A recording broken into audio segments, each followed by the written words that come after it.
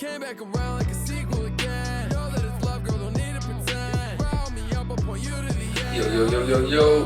Welcome to the 24th episode of the Justoid podcast. We're joined again by Karan.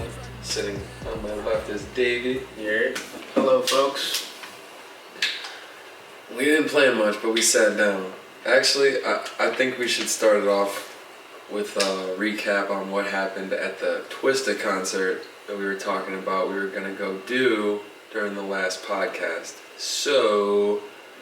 What's up, guys? Justoid here to talk about a brand new podcast ad. We got Dr. Gadget. Dr. Gadget's a phone and tablet repair store with 3 locations in the suburban area. You can head up there to get your screen fixed, battery replaced, tons of services, man. They offer all types of stuff for your phone. They got screen protectors, cases, new and used devices. So what are you waiting for, bro? Head up to Dr. Gadget today. Use code RMRP or Justoid to receive $20 off a service and a free screen protector today. RMRP has been given the opportunity to manage different stages since we started throwing shows and stuff. For instance, this last Saturday we did a Twista show where we ran all the openers, and I also had an hour's worth of time to run my own openers and perform myself. So that's usually at the end, right before the headliner. There's always this one group, which I've already named and I shan't name, that always gets an hour on these shows as well. It's a radio show host, I forgot to tell you. Okay. And instead of breaking it up into like 15-minute intervals, like how it's always me, you, and 2 other people or something, or me and 3 others, he sells like 30 to 35 different 1-song slots or 2-song slots. Okay. So it's whatever I already have to manage times 1,000. The upside to it is that they bring their own DJ, and it kind of gives Jarrell and the photo guys and the video guys a break, because we've been working since probably 5 or 6 o'clock that day. It's about 11 by this point. Everyone can use a breather. Right. So it's something I'm not opposed to going into throwing the show, right? Okay. And we've worked with them maybe 4 times now on these events with this promoter, and every time it gets more ratchet, more ridiculous, and just more problematic. This time, an example, they ran over their time 25 minutes, so it says 60 minutes, is 85 to like 90 minutes. Yeah. And it was only supposed to be 70 at most, because they begged for the extra 10. Got to the point where I'm bickering with the guy on stage. He's like, oh, we got 4 more to run. Oh, we got 2 more to run. And I told him, like, it's cut. Because you got to think, we got my hour to run. Also, I told him a half hour before that. You told me to go tell him. Like, he already knew. He knew this was coming. He was texting Bobby the whole time. Right. Yeah. But Either way, now I'm back out there because break's getting over. It's 11, they're supposed to get off. And I let it roll and I let it keep going, and they say one more song and it turns into a whole, like, one person's show mix that's like 5 minutes. It's like, that's not one song. Right. So after that song ended, I unplugged the XLRs from the DJ's board. it was funny. Oh my god. He was moving quick. Boop, boop, boop, and then I You were like, what the fuck is going on? Yeah. You were like, get your fucking artist off the fucking stage. And then they just stood there and did They nothing. just kept going? Yeah. So then he grabs the mic and he starts talking about thank you all for coming, blah, blah, blah. I just said his fucking name. Cut that out, Zach. Fucking Optimus Prime. Yeah, well, Optimus Prime.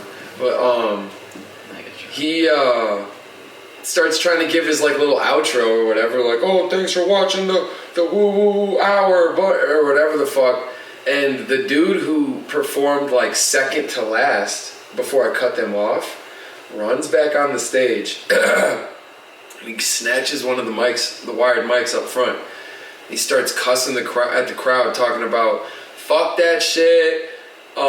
You're gonna let us finish performing. These fucking losers are gonna let us finish. Like, ain't nobody cutting us off. They were fucking with me, blah, blah, blah. And honestly, looking back at it, I should have trolled him and grabbed my wireless mic from behind the DJ booth and gone, na na na na, na na na na, hey, goodbye, or fucking trolled him. But instead, I'm freaking out because there's 500 people watching this guy cuss them out. Right. They've already been sitting there watching 5 hours of openers. Like, where the fuck is Twista? Right, yeah. And I'll get to the fan aspect in a second, right? But like, I jump into go mode, so I'm yelling at the sound guy that's in that little booth in the middle to cut the mics. He's not doing nothing. I'm looking at the security on either side of the stage, like, yo, get this guy. They're like strolling towards him, and then like kind of just like, oh, let's go off the stage, like not really doing anything about it. And bro's still yammering away as they're pushing him off the stage. So I walk up and I go to grab the mic out of his hand, but he grabbed it tight, and I went and I just ripped the fucking cord out of the bottom of the mic. Right. Now this dude's like 230, 6'2", right. Black dude with braids, like overly aggressive, you know what I mean? And I'm standing there in his fucking face with the cord in my hand, and he's got the mic in his hand. He kind of like, we both like look down and look up at each other. When I look back up, he's taking a left swing at me, right? So I duck back. I duck back, bro. I duck back, and just being like the fighting mentality. When you duck back, at least in my head, when I lean back forward, that right's coming or that left's coming. So I go back and I lean. Careful with the how you're holding it. I go back and I lean forward with the security guard in between us with the meanest like right swing, and you just hear, and everyone in the venue, because I smacked the shit out of this guy. No, you punched him. Yeah, I punched him in the fucking face. God. I punched the fuck out of him. It was so funny. And then he's just kind of standing there in shock. Days and shit. Yeah, and you want to know what happens? A motherfucker, what I've been told after the fact, somebody from the crowd jumps up on the stage and charged me. I'm looking this way. Right. I get punched in the back of the head and tackled, bro. Oh my god. I'm standing on the stage like this, right? I see Justin do his thing over there, and then it was like out of fucking nowhere. This guy comes out of nowhere, just like full charge, just like tackle punches him, like in the back of the fucking head. So did like more people join in after that? And like, yeah. Well, and then two, I guess one or two other guys started stepping on me and shit. Oh my and then Jarrell ripped one off, and then 2 security guards took him.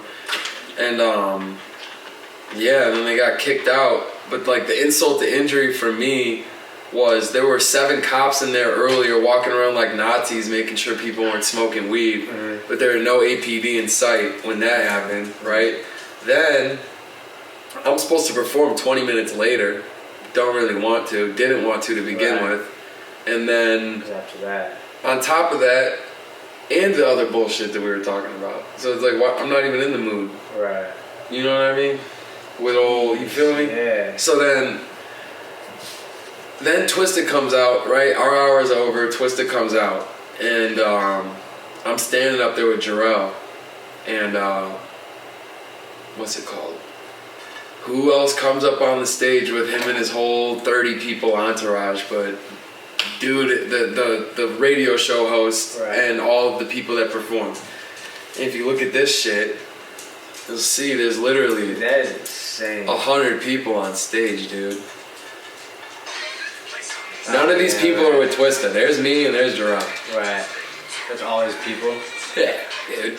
That's crazy. And that's only half of it. Here's the other half. Right. All these people Oh my God. are with Megastar. Maybe like 2 or 3 of them are with Twista. Yeah. What did the crowd do like when they were like sitting there? When it initially happened? Yeah, like, when you guys started fighting. Everyone just I feel like everyone was just watching it like it was a theater act or like it was WWE. It was like, oh! Like you could hear, like everyone was paying attention. Like it wasn't like it was a little thing. Like it was on the stage, like everyone. Theater act. Everyone's It was a theater act. Yeah. It was a theater act. It was like part of the show. Gosh. He hit you up after that or say anything? No, so Like say like, oh. Who, the dude, the radio show host? Any of them. Like, Oh, so I talked to the promoter and the radio show host. Like, we pulled each other aside, and he was trying to convince me to like calm down because he's like he said it to his face that he's our partner, but he's not really our partner. This guy just pays in on the fucking shows. You know what I mean? And yeah, he was like trying to calm me down to save his pockets, I feel like, but like respectfully as your partner and as a contracted employee for your venue, I got fucking assaulted. You know what I mean? Yeah. Like there's no beating around that fucking bush. And like, I think it's crazy that minimal stuff is being done and they were still able to do whatever it is they needed to do, you know? And then when I talked to him on the phone, like privately, he was like, oh, well, I only have this one more obligation for this specific show. After that, we don't need to work with them anymore, and blah, blah, blah. I'm just like, all right, whatever, dude. Yeah, things haven't really been too on the up and up besides that. But we're here. I feel like something I've been having to let sink in recently is no matter how shitty your day is or how shitty someone does you or whatever, as a man, at least a man in his mid-20s, you still gotta wake up the next day and handle your responsibilities, because calling off work or like crying about it or like acting a fool isn't really gonna, what's the word I'm looking for, like it might be what you want to do in that moment, but in the long run of things, like a week or two like later, you might be beating yourself up based off of how you were acting, and you should have just handled your business. You know what I mean? You still gotta handle your shit, regardless. But I think a lot of good shit's gonna come. Talk more into this. These suck. I think a lot of good stuff's gonna come though. You know, we all got a lot of good music coming. We're working on some stuff tonight, so just keep our head up and just keep going, keep working. Yeah. So I got the lease today for the studio, but I'm having doubts still. Okay. Is it that different spot, like that different room? Yeah. The long one you said? Yeah. Right? Okay. Yeah. I'm just having doubts because I feel like most artists are already locked in on whatever they're doing for studio. Like when it comes to, you gotta hit some artists up. You know, you already know I'll be down to slide. So that's one. You gotta hit some other artists up. I can hit some other artists up. Christian, my boy Christian, when he comes out here, he'll definitely be down to hit it. You know what it is though? I feel like it's like with the concerts, everybody. So there's not really a figure in the music field, at least in this area, where it's like, oh, you can go to this person to legitimately get on stage and perform on shows with big names. Yeah. So I agree. But I feel like everybody at least has some sort of studio connect or how to record their own music, because I wouldn't even be talking to these people if they didn't have music out already.